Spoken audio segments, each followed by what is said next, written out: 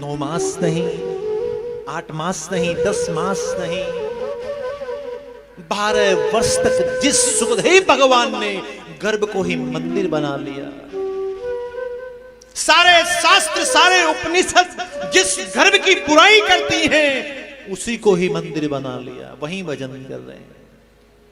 पिता को देखिए, महर्षि वेदव्यास जी प्रतीक्षा कर रहे हैं,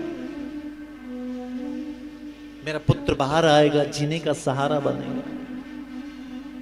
मेरी बुढ़ापे की लाठी है ये कब बाहर आएगा। और पुत्र को देखिए चिंता मुक्त है और मां के गर्भ में भजन कर रहे हैं। पत्नी ने कहा कि हे देव देखो ना, मेरे गर्भ से वेद मंत्रों का उच्चारण होता है, शास्त्रों का पठन पाठन होता है, वेद की ऋचाओं का कोई गान करता है, गीता के पाठ का मुझे स्मरण होता है। कौन है मेरे गर्भ में ऐसा अद्भुत बालक, उससे कहो ना बाहर आए। महर्षि वेदव्यास जी हाथ जोड़कर कहने लगे, बेटा बाहर आओ ना, आपकी माताश्री को कष्ट होता है। मां के गर्भ से सुखदेव भगवान ने कहा हम बाहर नहीं आते। बोले क्यों? क्योंकि बाहर विष्णु की माया है, बाहर आते ही माया मुझे पकड़ लेगी और जो भजन कर रहा हूं वो भी छूट जाएगा। महर्षि वेदव्यास जी आश्वस्त करते हैं, बेटा विष्णु की माया का तुम्हारे ऊपर कोई असर नहीं पड़ेगा, मैं तुम्हें वचन देता हूं। मां के गर्भ में हंसने लगे, पिताजी आप क्या मुझे वचन देंगे, आप पुत्र के मोह में आ सकते हैं, आप वचन नहीं दे सकते। मायापति विष्णु आकर मुझे आश्वस्त करें कि मेरी माया का तुम्हारे ऊपर कोई असर नहीं पड़े तो हम बाहर आए, नहीं तो हम अंदर ही अच्छे। सूत जी कहते हैं भगवान विष्णु को आकर वचन देना पड़ा। 12 वर्ष के बाद मां के गर्भ से बाहर निकले, दृश्य देखिए, बाहर निकलते ही संन्यास शास्त्र को ग्रहण कर लिया। उस पिता के हृदय पर क्या गुजरी होगी, जो पल पल ये प्रतीक्षा कर रहे थे मेरा बेटा बाहर आएगा, जीने का सहारा बनेगा, और बेटे को देखिए संन्यास शास्त्र को ग्रहण कर लिया। विकल व्याकुल हो गए। पुत्रेति तन्मयतया तरवो विनेदुस्तम सर्वभूत हृदयम मुनिमान्तोऽस्मि।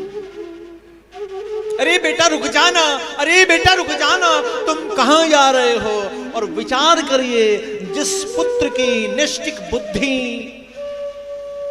उस परमात्मा के अंदर लगी हुई है, उन्हें बहुत नहीं है कि कौन किसका पुत्र है, कौन किसके पिता है। वृक्षों ने आश्वस्त किया, नहीं इन्हें आप लौटा कर नहीं ला सकते।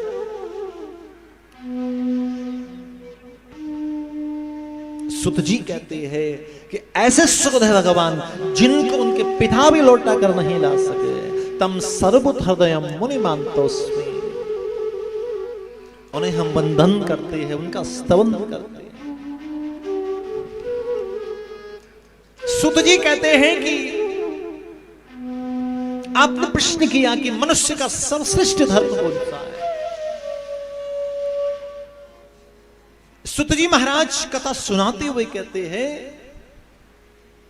कि मनुष्य का सर्वश्रेष्ठ धर्म है भगवान की कथा सुनना, मंदिर जाना, यात्रा करना, दान देना, लेकिन बदले में कभी भगवान से कुछ मांगना नहीं है।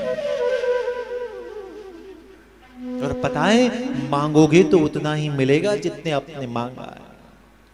भजन करना, यात्रा करना, दान देना, ब्रह्म मुहूर्त में मंत्र जाप करना, लेकिन बदले में कभी कुछ नहीं मांगना। लेकिन कलयुग है, कलयुग के लोग तो सुबह 2 सेकंड अगरबत्ती भी घुमाएंगे ना तो भगवान से कहेंगे कि प्रभु ये मुफ्त में नहीं घुमा रहा हूं। भगवान कहते बोले तो क्या सुख संपत्ति घर आवे, कष्ट मिटे तन का। प्यार से बोलो राधे राधे। बोले सुख चाहिए इस एक अगरबत्ती के बदले, बोले संपत्ति चाहिए और शरीर के सारे कष्ट मिटा देना, बोले बदले में, बोले अगरबत्ती जलाई तो थी ना, इसके बदले में मांग। जीव सारे सुख को संपत्ति को भोगते भोगते बूढ़ा हो जाता है, जर्जर घात हो जाता है, तब अंत में कंठ अवरुद्ध हो जाते, तब कहता है तन मन धन सब कुछ है तेरा, लेकिन मेरी अलमारी की तरफ मत देखना, ये ले लो आपने दिया हमें नहीं चाहिए, लेकिन हमारा हमारा है, आपने दिया आप ले लो।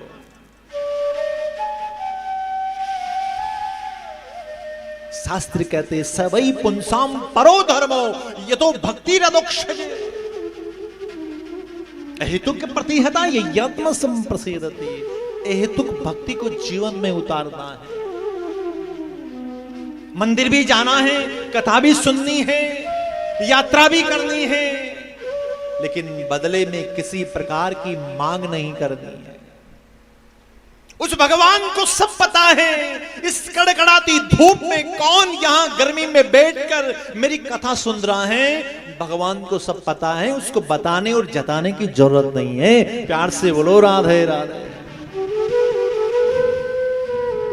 क्योंकि वो भगवान है, वो परमात्मा है।